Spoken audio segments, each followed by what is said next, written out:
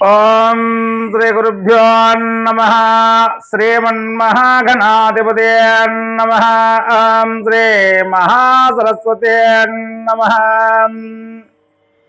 తెలుగు ఋషి టీవీ ప్రేక్షకులకు మరియు భగవద్భక్తులందరికీ కూడా హోలీ పౌర్ణమి శుభాకాంక్షలు.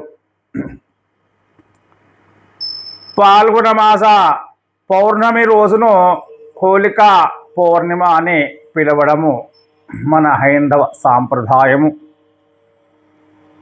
హోలీ పండగ ముందు రోజు రాత్రి వేళల్లో కాముడిని దహనం చేయడం మనకు ఆనవాయితీగా వస్తూ ఉన్నది.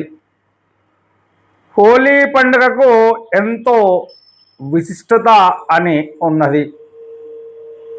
ఈ విశిష్టత తీవ్రమైనటువంటి తపస్సులో మునిగి ఉన్నటువంటి పరమేశ్వరుని ఆటంకం కలిగించి కోరికలు రేకెత్తించడానికి మన్మధుడు ప్రయత్నిస్తూ ఉండగా తీవ్రమైనటువంటి ఆగ్రహావేశాలకు లోలైనటువంటి పరమేశ్వరుడు తన మూడో కన్నును తెరిచి కాముడిని భస్మీపటలం చేసినటువంటి రోజు.